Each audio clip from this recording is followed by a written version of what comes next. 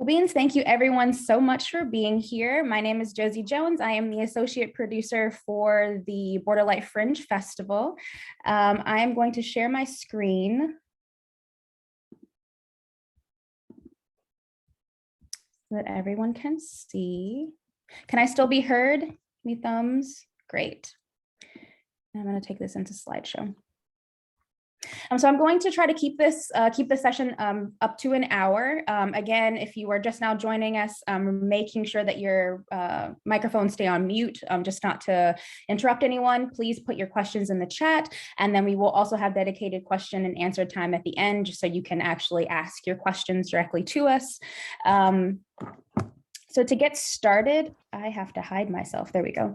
I am going to do a brief introduction to Border Light and the Fringe Festival. Hello, welcome to whoever has come. I can't see anyone at this point, so if you can please mute yourself, that would be great. So we're going to do a brief introduction to the Border Light Festival. We're going to talk about what is Fringe, because some people may be independent artists, but may not necessarily be familiar with the Fringe and kind of the Fringe network. We want to give you more context so you better understand. We're going to talk about some changes that we've made for Border Light Festival in 2023. We're going to talk about how the Fringe can be beneficial to artists. I'm going to answer some questions that are usually frequently asked by artists, and then I'm going to let you know some key dates, and we'll open it up for some more questions from everyone. So Dale, could you please talk a little bit about our mission and our history? Hi everybody, I'm Dale Heinen. I'm one of the founders of the Border Light Festival, and also currently the executive and artistic director. So we just adopted a new mission this year. We had been doing international programming as our focus on a biennial schedule, and we just decided to adopt an annual cadence. And so with that, we changed our mission to what you see here. It's to present innovative theater that inspires, builds cross-cultural understanding, and celebrates the diversity of the human experience. So that sort of encompasses what we're trying to do both in our Fringe-only year and in our biennial Fringe plus International Festival year. So that model is going to continue, we hope. This structural model just sort of shows the scale and the gravitational pull that we're kind of trying to create around these three layers of programming. So at the center, you see an international showcase, and again, that's biennial now, and it's exciting because it's obviously an opportunity to network for artists who are local, who are national, with artists who are international, and that sort of touring, higher profile, like usually award-winning, often American premieres of international work. That second layer, Cleveland Collaborations, and those are partnerships with either nonprofits or theaters. Sometimes, often they involve international work, but not always. We're doing some collaborations for our Fringe Festival too, with like local nonprofits to program stages and try to create a more diverse and representative festival. And then you see the Fringe Festival, and that really is the largest part of the festival by number of shows. And it's the part that we're so excited about starting to present. And on a standalone basis, it has so much room for exponential growth. For those of you who are familiar with film festivals, Josie would tell you more about this, but it's such a dynamic model for self-producing artists. So we're really excited about that starting in 2023. And then on the right, there's just a sort of history of what we've been doing since we started in 2019. And you can see that the scale has been pretty large, sort of around 40 to 45 or 46 shows happening over a short period of time. This year, 3 days instead of 4 or 5 days, since it's our first standalone Fringe Festival. Thank you so much, Dale. Sure. Great. So what is Fringe? So the term Fringe was actually coined in 1947 in Edinburgh. Edinburgh had the International Theatre Festival that kind of excluded some of the artists that were a part of the community. And so as artists tend to do, they decided they were going to do their own thing.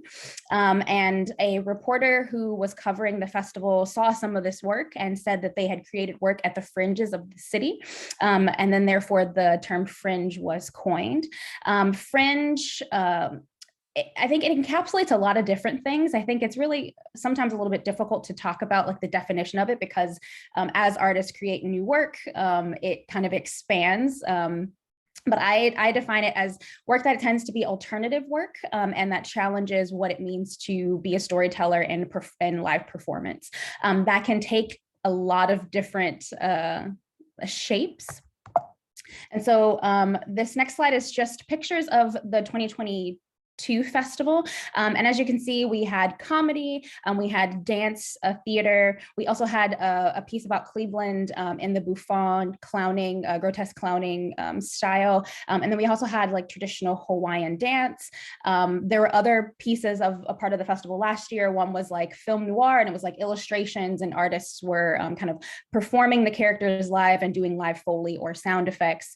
There's street performance. So it really kind of encapsulates a lot of different things. It tends to be a very wide net, and there aren't a lot of things that quote unquote aren't fringe.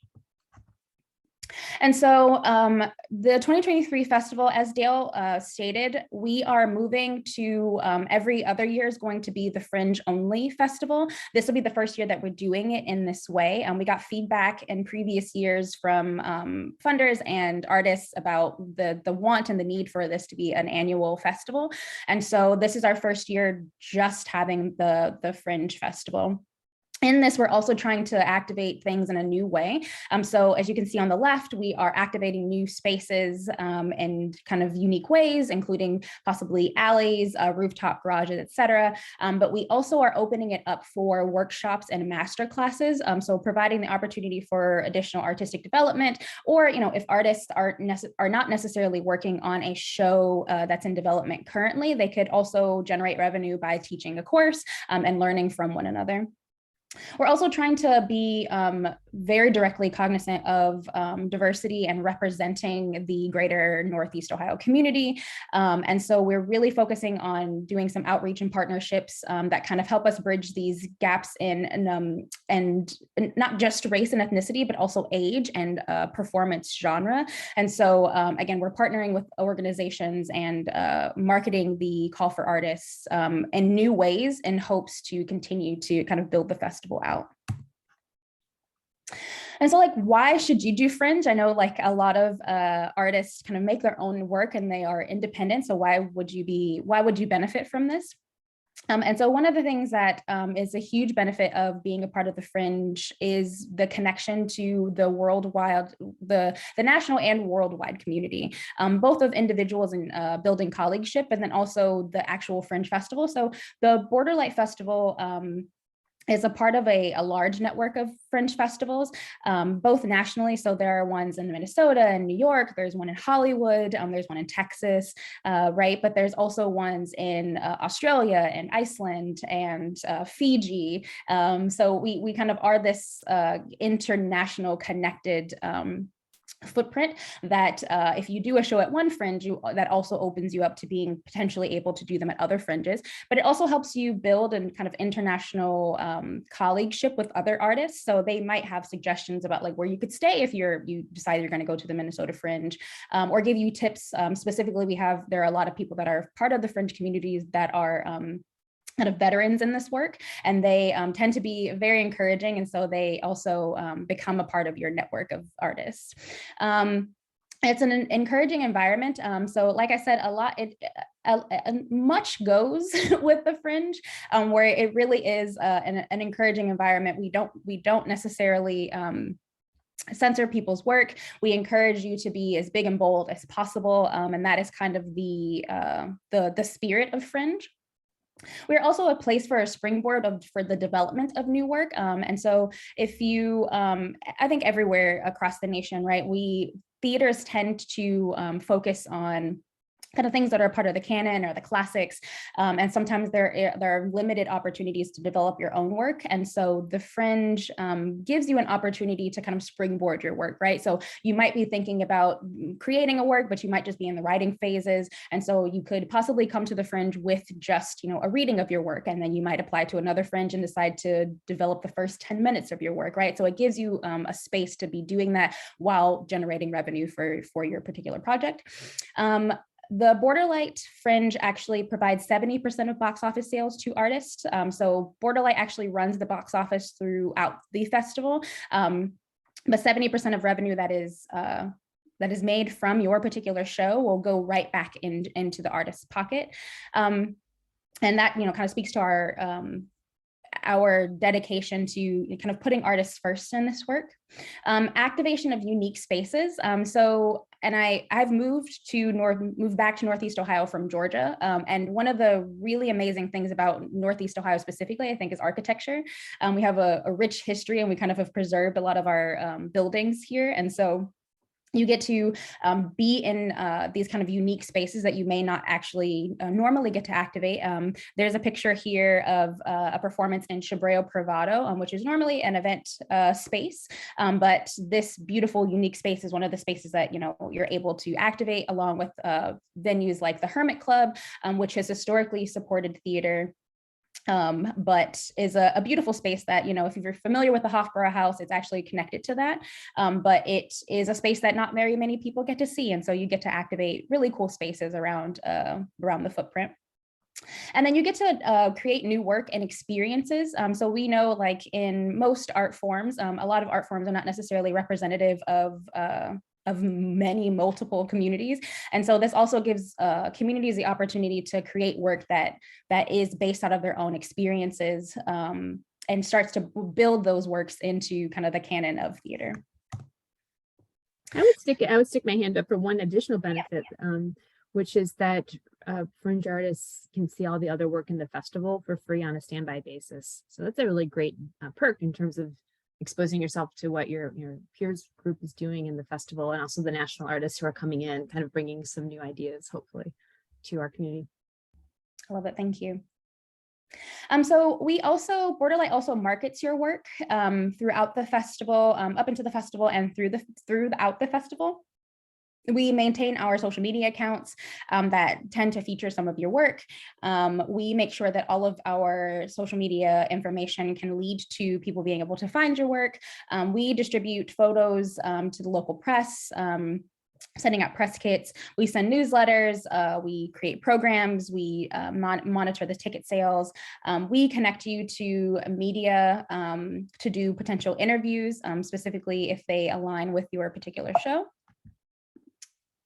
We also provide you with some copy for marketing your work. So we provide you with a press kit and or social media kit so that you can be in direct alignment with the festival, but then also, have copy to send out to news outlets and press. We provide press with tickets to the festival as well, so that they can be there to take pictures as well as cover your work.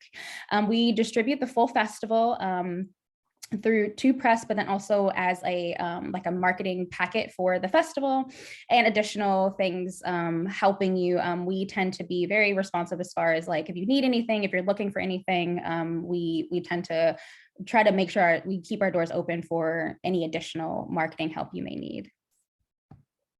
Again, these are some other benefits. We make sure that we add you to some national state and local calendars.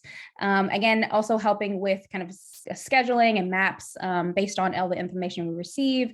We create the festival guide, and we provide, again, assistance as necessary. So you might have something very specific, like last year, I can give an example.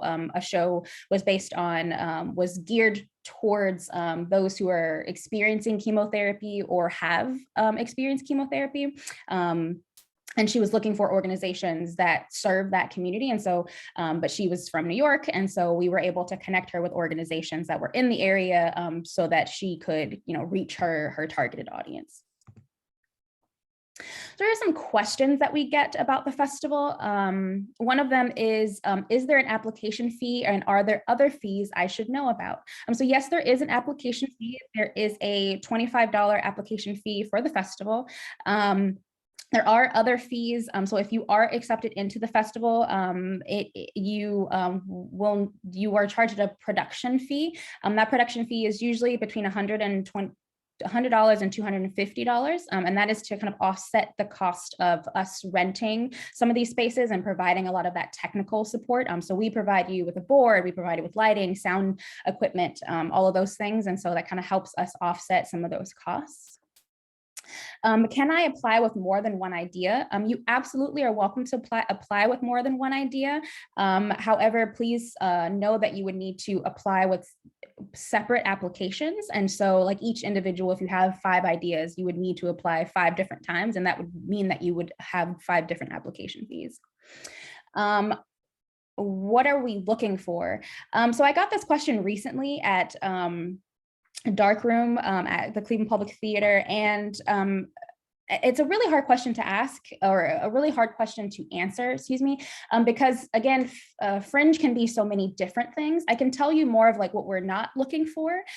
We are not looking for work that is already a part of the canon, right? So if you want to do The Crucible, or if you're looking to do Shakespeare, right, that is not necessarily something we're looking for. However, I will say a caveat to that is if you're working on doing like an adaptation of something that is an original adaptation for your work, that's absolutely welcome.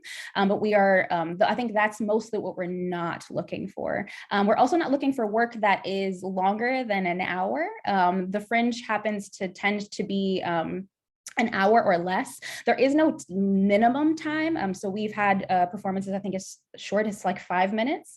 But we're not necessarily looking for anything in particular. I think it is up to the individual artists. We don't want to kind of stifle your creative process. So it might be something that we think that we're looking for something in particular, and then, an application comes through and we're like, oh, we had never considered that. And it is definitely Fringe, right? So just keeping that in mind. It's not that we're looking for anything in particular. It's more about like, what we're not looking for. Are there any other restrictions that you should consider? So each Fringe stage can be activated in a day, anywhere between 3 to say like 7 shows in a day. And so keeping that in mind, where a particular space will be kind of rotated between shows and you'll be sharing space with others. And so keeping in mind that some of the spaces that we have very limited storage, there's very limited space. There's also a limit to kind of the technical things that we provide, right? Like we provide a very basic tech. So if you have something that's very complicated in your lighting design, you would need to probably simplify that, again, because the space will be shared amongst other people. And I think that is it. Does either Yasmin or Dale want to add anything to these that I might have missed? I mean, one question we've gotten is about projection, and that can be challenging. We have one venue that may be able to accommodate projection, so it's very limited options for that. And then another question is, shows can be site specific and indoors and outdoors. So there are all sorts of locations that are possible. So if it's in a very specific site outside, for example, then you're not sharing the space, but then there are other, kind of factors to consider, like, to do with like, permits, and can people still pass on the sidewalk, and other practical considerations. But there's a lot of openness to novel locations where you wouldn't necessarily be sharing a space. And but we try to limit, as Josie said, the load in, load out to 15 minutes, which is pretty lean. It's so that people can go from show to show to show. And that's really what makes it a festival. And that's what we're trying to encourage. We want people to see a lot of work, not just come out and see one thing and then go home. And I also I just remembered, I get questions about the process for this. So I'm going to go to our key dates slide. As you can see, the RFP is already open, but that call for artists closes on February 28th. The festival is actually August 3rd through the 5th. And so the process for this is we ask a panel of about 6 to 8 individuals from your Northeast Ohio colleagues in the arts to review applications and grade applications, and then help us select the best ones that would best work for the festival. At that point, we will let those who will be a part of the festival know by April you'll be given like an offering, and then we go from there. So you'll know, and I probably should have added this here, April 1st is our deadline to let artists know. But I just kind of wanted to let everyone know what the process is, just so if you're wondering why it takes so long between February and April to let you know. Okay, so at this point, I want to open the floor up for questions.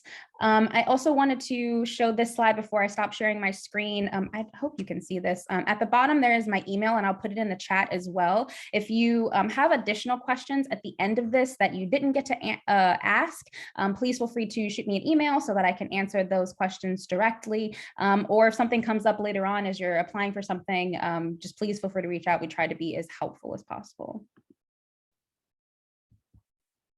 Cool beans. Hi, everyone. I can see everyone now. Hi. Hi. Hi. So if you have a question, maybe like by raising your hand, so we're not speaking all over one another. Yeah. Hi, Miss B. Hi, how are you? I'm good. How are you? Fine, thank you for asking. I wanted to know, for some, if there is a grant, that grants will be applied for to offset their costs for, like the application fee or the different ways you guys are raising monies to pay for different venues, et cetera. Are there any kind of grants to offset those costs for those of them who may not be able to participate otherwise, unless there is some kind of financial support? So currently there is not, but I can do some work to look into that because I'm sure that there are others who probably would want to know the answer to that. If there are grants that kind of offset the costs, currently there are not. Dale, if you want to add anything. Yeah, so Borderlight is not offering grants, but what we have done is we've done one of two things. We've waived production fees when there was a financial need, or we've made it easier for the artists by having them come out of the box office income. So that means you don't have to provide that cost up front, but it comes out of profits from the show. So that works for a show that has that is, say, indoors, because often outside those production fees are lower anyway, because we're not running lights and sound and that kind of equipment. So did that answer your question? Yes, it did. Thank you. Oh, and Tim put something in the chat about how Arts Council having grants for small organizations and individual artists. So we do this is a nonprofit festival, so we focus a lot of our efforts on fundraising to keep ticket prices low. This year the base price, the concessions price, which anybody can access, is $12. The standard price is $15, and then there's a pay it forward price of $20 that we're instituting this year. So those and then all the work outside we pay fees to artists to do, so there's no box office income for those artists. They get paid a fee up front. So those things we have to fundraise for, because the costs of the festival exceed what we're able to make in ticket revenue. So that's sort of our way of contributing, is by helping with travel stipends to artists who can't get here from out of town otherwise. We provide free housing for out of town artists. And we waive production fees when asked. Okay. All right. Thank you. Sure. Any other questions? Melissa. Hi. I have a question about the venues and the sites. Are those something that is chosen or applied for by the artist, or once the application is received, are you assigned a site? So that's a very good question. So as a part of your application, you are asked about like the size of venue you're looking for. So you can say you want it to be intimate, medium to large. You're also asked about the like configuration of your audience. So, is it an alley style? Is it, just the audience on one end? Do you want it to be in the round? You kind of ask some of those questions. We do give artists the kind of freedom to suggest things. So we have had artists in the past be like, hey, this piece, I really envision this piece being at this particular statue in downtown. And then we have kind of, that was not something that was in our kind of purview, but we considered that and allowed that. So you are also welcome to make suggestions if there is a specific reason why you think your piece should be in a specific space. It's also open, but traditionally we look at everything you've asked for, as far as your tech, as far as your like the intimacy of your audience, how you want the audience to be set up, the things that you'll need if you need projection, et cetera. And then we pair you with a space. And then we kind of plug you into the festival, letting you know what your dates will be, what your space will be, giving you the configurations of your space so that you have an understanding of what that space is like. And then, scheduling to make sure that works for you. So shorter answer, 9 times out of 10, we decide, but we are open for you to make suggestions according to your particular show if you have a reason. And this year we're focusing on the festival in the Playhouse Square part of downtown. So that neighborhood, I don't know how many of you are local or non-local, but Playhouse Square, for those who are not local, is our theater district.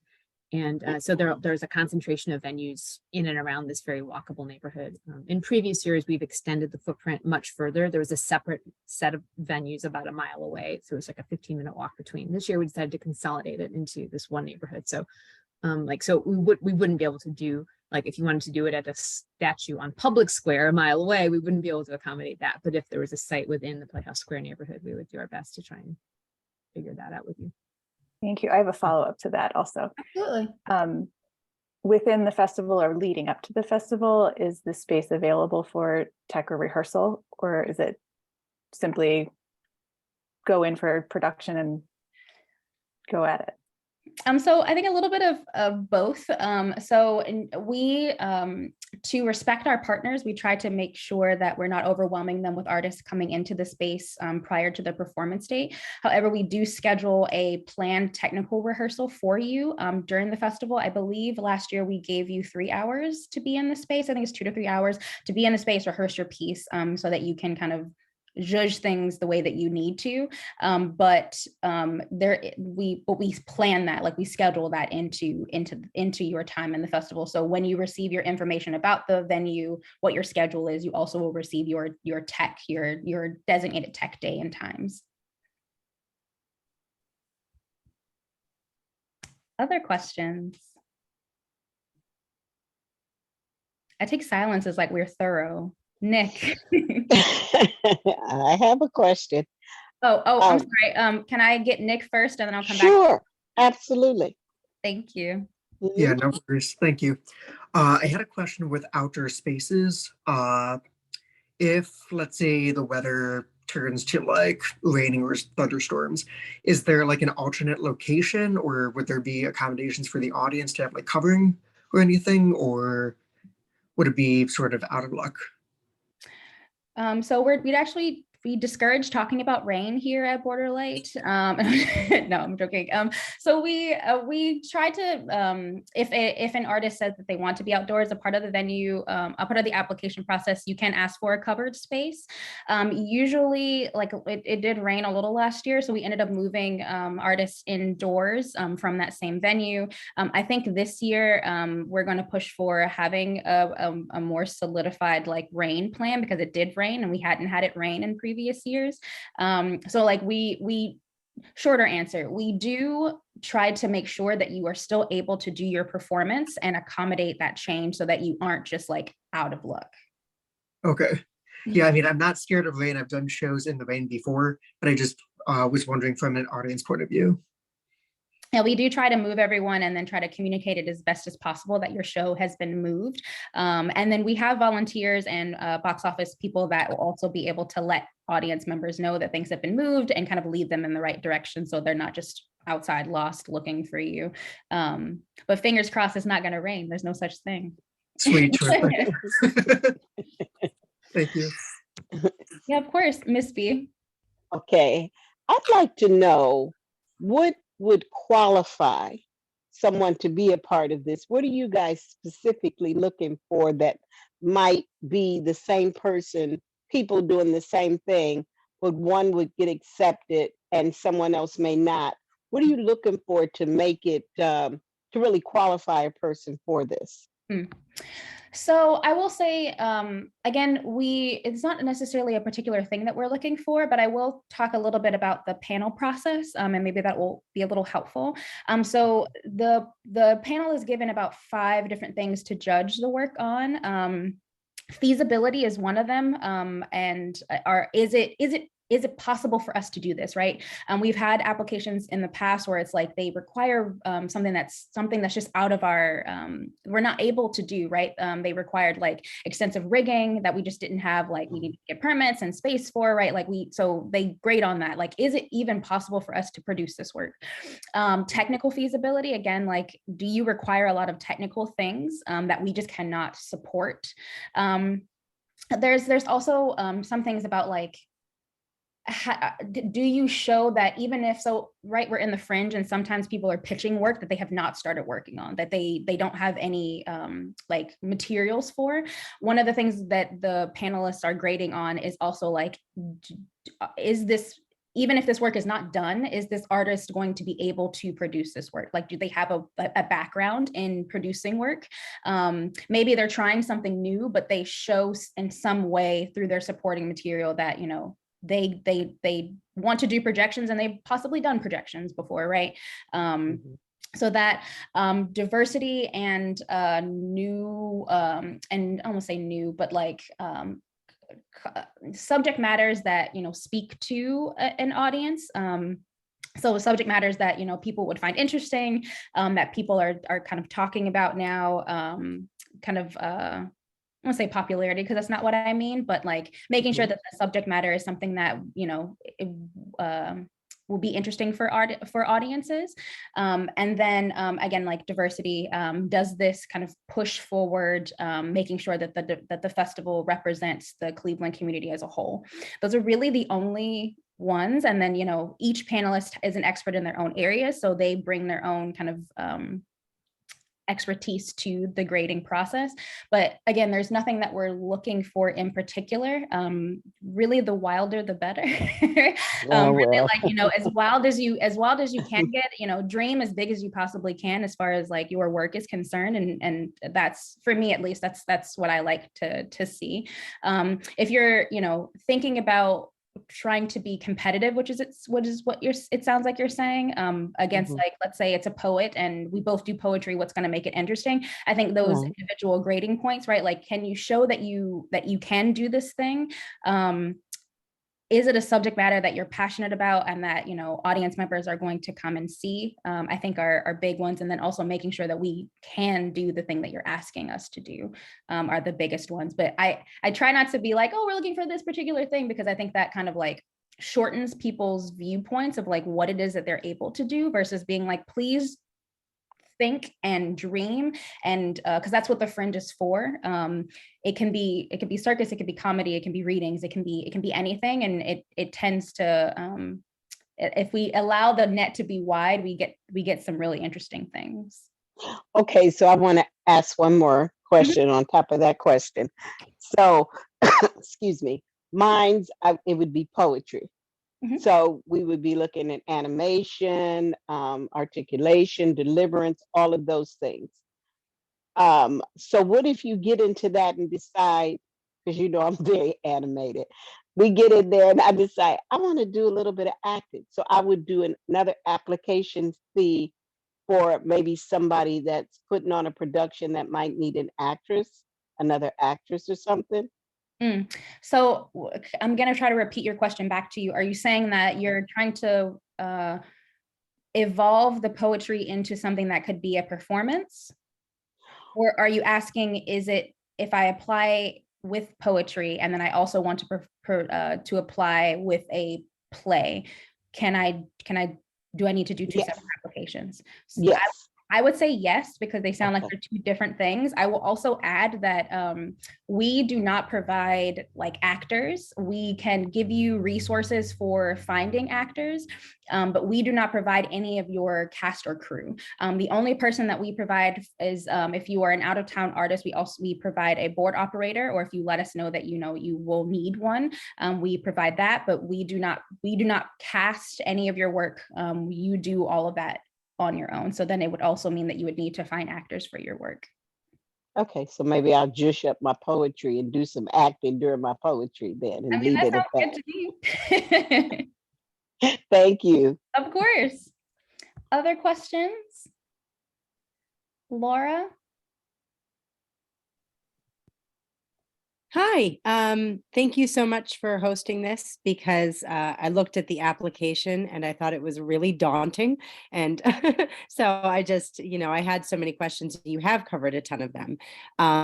But I didn't even think about the option for like a master class and things like that. And the show that I would like to propose that really would go hand in hand with my ideas and the things I'm passionate about. Is that a separate application, or would that just be, is that just something you mention once you're accepted? So we have had artists ask for like, hey, my show has a talkback that usually is a part of it, and that would extend the time. I think the only thing for you, I would say, if it's something that is like supplemental to your work, I think that that's fine to offer a class as a part of it. I just would be cognizant of the time restriction. So I would say probably like, an hour is usually our kind of time restriction. We can give some wiggle room according to the individual artist, right? Like we had that one artist that was like, a talkback is a huge part of my work and how I do this thing. So the show will be an hour, and then kind of the talkback will be a half hour, right? So we were able to kind of move it a little bit according to needs, but I think for you, I would say, yes, you can make it one application, but I would think about how you would program an hour to an hour and a half with that. Yeah. Thank you. And then just to, it would definitely, I would want it to be very separate. Is that, so then a masterclass is a separate application? Is that, if it's not part of the same hour? So like, usually we give artists the opportunity to perform at least three times in the festival. So I think it would be, would you want it to be that you do 3 master classes and then that you do 3 performances? Or do you want it to be like, I do a master class and then I do 2 performances? I think because I hadn't thought about the idea of a master class, and it's kind of exciting. I think I'd love to do like 3 performances, or at least 2 performances and a master class that if you enjoyed this, like this is where you could learn about it. I think for me, to save you money, I would do it as one, but be very clear in your application that you would like to have a masterclass be a part of it, and then give like a description of why. Just because it's supplemental to what you're doing, so it's not necessarily separated. So for me, I would say just do one. But I don't know, Dale might feel differently. I'm wondering, I mean, obviously I don't want to cost you the $25, but I'm just thinking like, if it's a totally separate project, like different timeline, different venue, different tech needs, different everything, then it probably is a separate thing. And I don't think there's a limitation then. If you were to do 3 performances on the one application, then you could do the masterclass and do a single masterclass, or you could do 2, or however many you think you could fill, frankly. But it sounds like it could be potentially different venue, different needs. But I think the masterclass one would be a much simpler process to fill out. There's not the complexities of the show application. So I don't know. That's my 2 cents. I'm sorry, we're kind of contradicting each other, but it sounds like if it has different needs in terms of tech and schedule, then it's probably a separate process. I agree with that. Like if it does need something that's entirely different, then yeah, I think it should be a separate application. We're sort of still learning about this, to be honest, Laura. We've never accepted masterclass applications before. So it's a good question. It's gotten us kind of thinking about ways we can maybe streamline. I'm also kind of, we know that it's a complicated application, We do. but it has proved to really kind of save, time and labor and questions communication later, but we got to try to find that balance. So if it's like daunting and people don't want to fill it out, then we have to take that on board and try to simplify it more. It sounds like we have to give some thought to that. But yeah, if you have any specific feedback about that too, just feel free to kind of drop us an email, any of you really, if you've got thoughts on that application. We're still improving it. Yeah. And we've tried to shorten it this year, but it is, like Dale said, it is long, but it is also, it helps us support you in the long run if you're a part of the festival, because it really helps us kind of advocate for your needs as we're building the festival out. I know it sucks on the on the doing end, because it does take a lot of planning and effort. The question in the chat from Juliet too. Yeah. Juliet's on vocal rest. She can't talk. How crucial is having a video to the application process? Do you want to take that one, Josie, or do you want me to take it? Yeah, I can take it. So it is not crucial. So it is not, and I said a little bit earlier that like sometimes a part of the Fringe Festival is like you're planning a work you haven't even started on. So it's not important that you have like documentation of that work because it also could be something that's new in development. It would be nice to have a video, I think, because we're, you know, as you know, a people, we're moving into being more visually based. So I think that it would help us, our panelists, better understand your work. It doesn't necessarily have to be of the thing that you're anticipating doing. It could just be proof of, like, if you are a singer, if it's just a video that's proof of the work that you do, I think that is fine. But you are not required to have a video as a part of your application. It's just whatever supports what you're saying. So if you're saying you want to do a circus performance, just show us that you are able to do that circus performance. Not necessarily the specific one you're applying for, but that you have the background and skill set to do that particular thing. So I think just as important would be like your bio and any other supporting materials. Maybe it's like posters from work that you've done, etc. So videos are not necessarily a requirement, but they do help, I think, in most applications. Or a script. Or script, yeah. Mm-hmm. Does that answer your question? Thank you. Yes, great, cool, thank you. I saw another hand, I think Holly. Yes, hi. Hello. I was born and raised in Northeast Ohio, but I have been living in Italy. I am currently in Italy right now for the last 17 years. So this is why I'm looking for Fringe, because I'm looking for a way to put my foot back into the States. And I'm wondering what the requirements are for physical presence. Like, what day is it necessary to be in Cleveland for the festival? That's a good question. I think for us, as long as you're here for your technical rehearsal, that is fine. So we've had people come in the day of their technical rehearsal. We've also had people, because they are traveling, do their technical rehearsal on the same day as their performance. I know that's a lot of work on you, but we really do try the best that we can to accommodate what you need as far as showing up. It's just for you, I would say, if you're accepted into the festival, please let us know what you need as soon as you know. So that we can accommodate you accordingly, because there are a lot of moving parts. And so if you say, hey, I'm flying in on the 3rd and I need my performances to be the 4th and the 5th, we can accommodate that as long as we know ahead of time. Okay, and one more question regarding, because I have a one-woman show pretty much, where I'm doing a lot of different things, and I've made it specifically to be simple for a Fringe festival, so it's very easy to work. Basically, I need a board operator to push start and pause if someone claps. But regarding board operators, then is there a separate fee for that, and what is that usually? So no, there is not a separate fee. We got feedback last year about asking artists to provide their own board operators. So this year we've shifted to having local artists provide their own board operators. And then if you need for out of town artists, we are trying to accommodate that. There is no additional fee. It is just kind of letting us know. Okay, so if I'm applying, then should I, the application is for national. So I mean, I could put my home base Ohio address, but then I should mention that I won't be living at that address. I'm currently in Italy and I will be here until the festival. So I should put that on my application then. Yes. Yeah, no, in the sense that I'm not really local. Right. There's no requirement for you to be local, so you absolutely can. I'd say for artists that would be watching this that are elsewhere in the world, because you are a US citizen, I think you'll be fine. But because for the Fringe, we do not handle visa stuff. Right. All of that stuff you have to handle on your own, but as long as you can get here, right. we Excellent. are happy to help you. All right, thank you very much. Of course. Any other questions? Do I have one in the chat? No, that's thank you. Okay. Nick? Oh, you're muted. Yeah, I just unmuted it.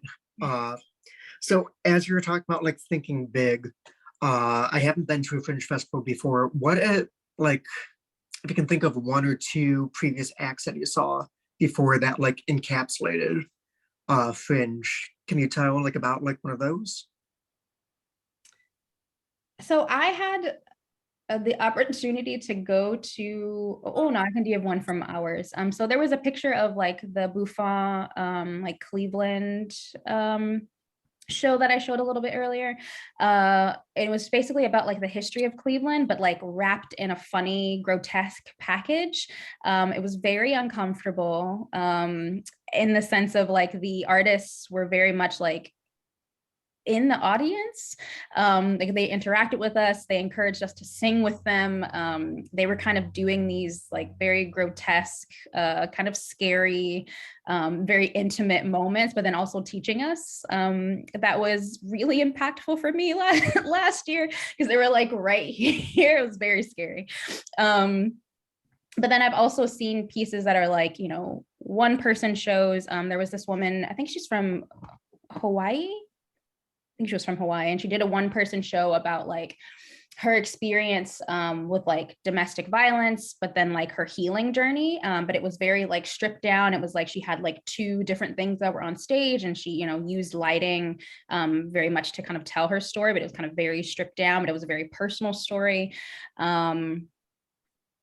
One of the shows that we did last year, I think I said this was like an illustrated show. So it was basically all like drawings that were up on a screen. And then the actors performed the characters. And they were like still pictures, but the actors performed the characters. It was like more like film noir. And then they did live Foley or like live sound effects that went along with that. I was just trying to think about other things that like we saw last year. Yasmin or Dale, do you want to give examples? I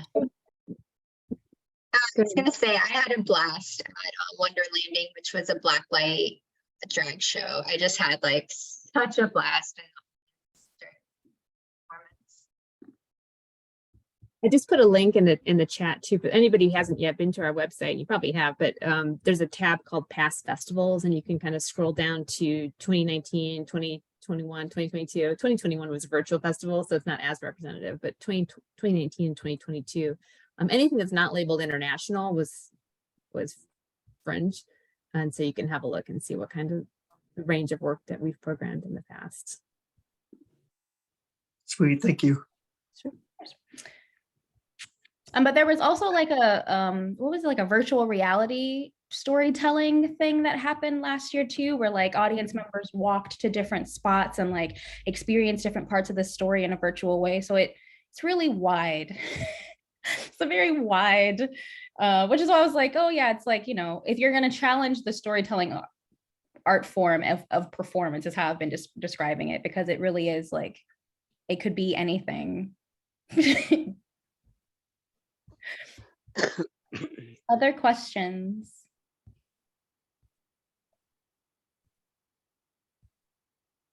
Okay, cool beans.